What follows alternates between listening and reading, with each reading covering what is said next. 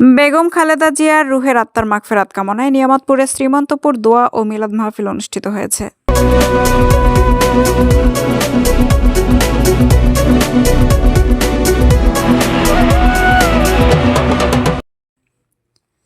আসসালামু আলাইকুম। এডিপি বাংলার সংবাদে সবাইকে স্বাগত জানাচ্ছি। আমি সুমা আহমেদ। নিজস্ব প্রতিবেদকের পাঠানো তথ্যচিত্রে দেখুন বিস্তারিত। নওগাঁ জেলার নিয়ামতপুর উপজেলার ৭ নং শ্রীমন্তপুর ইউনিয়নের দরগাপাড়া গ্রামে প্রয়াত সাবেক প্রধানমন্ত্রী বেগম খালেদা জিয়ার কর্মময় জীবনের উপর আলোচনা সভা ও দোয়া মাহফিল অনুষ্ঠিত হয়।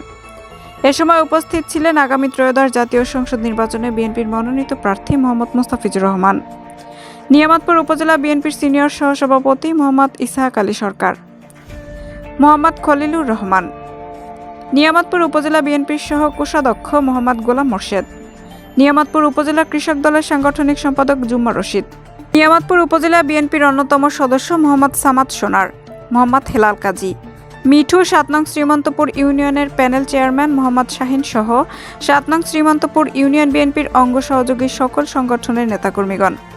এ সময় আলোচনা শেষে বিএনপির প্রয়াত সাবেক প্রধানমন্ত্রী ও বিএনপির সাবেক চেয়ারপারসন বেগম খালেদা জিয়ার রুহের আত্মার মাগফিরাত কামনায় দোয়া অনুষ্ঠিত হয়। দোয়া শেষে নেতাকর্মীদের মাঝে তবারক বিতরণ করা হয়। শেষ করে মহান স্বাধীনতার ঘোষক শহীদ রাষ্ট্রপতি জিয়াউর রহমানের পাশে যিনি যখন আমাদের প্রিয় নেত্রী 32 বছর বয়সে বিধবা হয়েছিলেন আর মৃত্যুর পরে সেই স্বামীর পাশে শহীদ হওয়া স্বামীর পাশে তিনি শায়িত হলেন।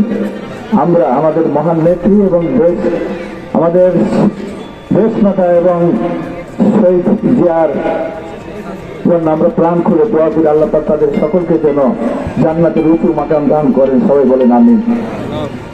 আমার মা বোনেরা ডান পাশে উপস্থিত আছে। আমাদের নবী করিম সাল্লাল্লাহু আলাইহি ওয়াসাল্লামের জিজ্ঞাসা করা হয়েছিল, ইয়া রাসূলুল্লাহ, আল্লাহর পরে সেজদা করলে বা মাথা নত করলে কার কাছে করা হতো? মায়ের কথা বলেছে 3 বার, ঠিক না ব্যাটিং বললাম? তারপর বাবার কথা বলেছে। সুতরাং মায়েরা আমাদের সম্মানিত মানুষ। বাবা মার কথা কি বলছে? আমরা অনেকে হজ করার জন্য ইচ্ছা পোষণ করি, অর্থ নাই, যেতে পারি না। বলবে যে মা বাবার মুখের থেকে একবার যদি মহব্বতের চোখে কেউ তাকায় তাহলে একটা হজের সমান সব পাওয়া যায়। ঠিক বললাম না ব্যাটিং বললাম? তাহলে আজকে আমি খুবই আল্লাহর কাছে লাখো লক্ষ লক্ষ কোটি শুকরিয়া আদায় করি আজকে এই যে আমরা সবাই বিএনপি পরিবারের সদস্য, আমরা সবাই আজকে একত্রতা ঘোষণা করে এক হয়ে গেলাম। এই জন্য সবাই আল্লাহর কাছে শুকরিয়া দেবে। বলেন সবাই, বলেন তো আলহামদুলিল্লাহ। দেখেন, আজকে একত্রিত হওয়ার মতো যে 25 তারিখ গত 24শে ডিসেম্বরে চূড়ান্ত মনোনয়ন দেওয়ার পরে বিএনপির হাইকমান্ড, বিএনপির আমাদের চেয়ারম্যান জনাব তারেক রহমান সহ জাতীয় নেতৃবৃন্দরা যে সিদ্ধান্ত দিয়েছে, এই সিদ্ধান্ত পরে আমরা অনেকের দিকে ছিলাম, কিন্তু সেই সিদ্ধান্তের পরে আজকে তো আমরা এক হয়ে গেছি। আপনার নেতৃত্বের মধ্য দিয়ে এই বাংলাদেশ জাতীয়তাবাদী দলকে ঐক্যবদ্ধ করে এই স্বৈরশাসক শেখ হাসিনার বিরুদ্ধে বিদ্রোহ করে আন্দোলনের মধ্য দিয়ে তাকে দেশ থেকে বিতাড়িত করেছেন সম্মানিত ভাইয়েরা আমার। এবং এই পর্যায়ে আপনারা জানেন আমাদের মা গণতন্ত্র মা বেগম খালেদা জিয়া তাকে মিথ্যা মামলা দিয়ে কারাগারে বন্দী করে রাখা হয়েছিল এবং কারাগারে তার প্রতি অসহনীয় নির্যাতনের মধ্য দিয়ে তাকে অসুস্থ করে ফেলা হয়েছিল। এই অসুস্থ অবস্থায় আপনারা জানেন উনি এবার কেয়ার হাসপাতালে গত 30শে ডিসেম্বর সকাল 6টা তিনি আমাদেরকে ছেড়ে পৃথিবী থেকে চলে গেছেন। সম্মানিত উপস্থিতি, আমি সবাইকে অনুরোধ করব আপনারা সবাই মিলে তার জন্য প্রাণ খুলে দোয়া করবেন। আল্লাহ পাক, মহান আল্লাহ পাক তাকে যেন ক্ষমার দৃষ্টিতে দেখে জান্নাতুল ফেরদাউস দান করেন। এবং আমি আরো একটি কথা বলতে চাই, আমাদের আজকের যে প্রধান অতিথি, আপনারা জানেন আগামী ত্রয়োদশ জাতীয় সংসদ নির্বাচনে ধানের শীষে প্রার্থী হিসাবে তিনি মনোনীত হয়েছেন। তার পক্ষে একাত্র ঘোষণার জন্য